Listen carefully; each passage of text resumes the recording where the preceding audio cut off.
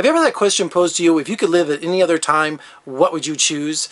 Would you like to be at the turn of the century, the 20th century? Or would you like to grow up in the 1940s during World War II? Or, just pick somewhere in history that you would like to live. And if you know about, if you live in the modern world, modern conveniences, you pretty much don't want to live before 1960, because everything that makes you comfortable in terms of modern conveniences and products, it usually just happened right after the 1950s. So if you go back, World War II and before, it's pretty much not a good time to live, in terms of technology and things like that. So what I'm saying is, I love where I was born. Okay, I'm Generation X. I had the best of both worlds. I got to see albums, 8 tracks, move into cassettes. I had the Walkman in junior high school.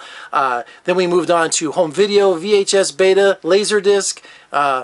Then we got DVD, cable, HBO, little antenna back in the day, and then cable. And now we have on-demand, Netflix. I have seen all of it. So like my Professor Ray Rich said, I'm an analog man in a digital world. So I love exactly where I was born, because I have the best of the 60s and the 70s and the 80s, which I grew up, and then the 90s on when I became a man. So my point to all this, and we're going to get to the Pixels review in a second, is that I am the video game generation, the very beginning. And I remember in the mid-70s in elementary school, we had a place here in Las Vegas called Third World, and this was over by Boulder Highway on the other side of town. And it was just one of those rudimentary kind of arcades, that had Pong and things like that. And I remember being like 10 years old and just being in amazement. They had air hockey, that was my game. But then later on, we had a place called Jeannie Moore's and this place called Commercial Center in Las Vegas. And then it turned into something called Mary Kay's. They changed ownership. It was a 24/7 arcade. And this is something that the high school kids went to. This is something that college kids especially went to. And I went to all the time and just spent so much money on video games. We also had a place next to the Red Rock Theater that was called the Starcade, and that was the place to be if you lived on the west side of Las Vegas.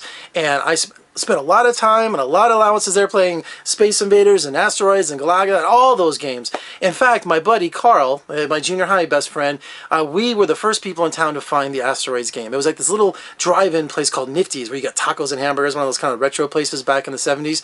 And we found Asteroids, and we played that game every day after school until one day we showed up and there was a line going out the door. Somebody had discovered it. And then also home video. We went with the Atari generation. We would pass around these little cartridges. I can't believe what passed off as entertainment back then. Also the Intellivision, that's the one I had too. So I am that generation with home video games. So now we get to Pixels, the movie starring Adam Sandler and Peter Dinklage and Kevin James and Josh Gad, where these classic video games are coming down to destroy the Earth. They're alien invaders. They mistakenly thought that these video games were a declaration of war. So they have challenged Earth, the people of Earth, specifically the United States for some reason, and they are saying, look, we're going to send down the best of the best in video game form. You send your best. Whoever wins gets to, claim to be the victor. If the Earth loses, then of course we'll destroy you. So the movie opens up with Adam Sandler, Kevin James, and Josh Gad, all played by younger kids, and it's 1982, so back to how old was I in 82? I was like 14, and it shows them video game championships, and they're playing Donkey Kong, they're playing Centipede, they're playing all these great classic games, and Adam Sandler didn't go anywhere. Fast forward, Kevin James becomes president of the United States, suspension of disbelief, folks. Josh Gad was just a reclusive nerd. They're all nerds. But he never amounted to anything, So they keep reminding Adam Sandler's character throughout the whole movie that he never amounted to anything. Well, now his time has come. He is going to play video games for real and for the safety and the future of the Earth. Now, of course, all the scenarios are right out of retro video games. They're shooting light cannons for Centipede. They're doing all these incredible replicas of Donkey Kong and all these video games. You're like, wow, how are they going to pull this off? They spent a lot of money on this movie. The highlight of the movie, of course, is seeing Pac-Man, the Pac-Man challenge through the streets of New York, as the Pac-Man is chasing these Mini Coopers all around New York City. It's just, as I lose my voice, see how excited I am? It's really creative. I think sometimes it goes a little too far in terms of the novelty and the nostalgia, at least for me, kind of wore off after about an hour. And you just kind of say to yourself, hey, this seems like Ghostbusters. It was the same situation. Instead of being ghosts and a demon or whatever, and using the don't cross the streams, it's just, they replaced the ghosts with video game characters. So It feels very familiar, but it's Adam Sandler. And Adam Sandler's being trashed a lot lately. Either you hate him or you love him. I'm on the side of loving him. And you're never going to convince me how great his performance is, how great he was in Punch Drunk Love. I want more of the kind of quirky, independent Sandler, but he's still making these big films and they're making a lot of money. So he has fans and his audience want to come out in droves, especially during the summer, to see a movie like Pixels, which is great for the whole family.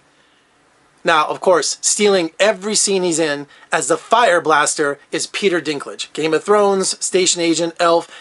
I'm telling you, this guy, you've never seen him like this. He is so funny. He's got this outlaw. He's a criminal now as he got older. He's in jail. They have to spring him so he can help defend against Pac-Man and all these different video games. And he just cracks everyone up. Everyone laughed constantly when Peter Dinklage was on screen.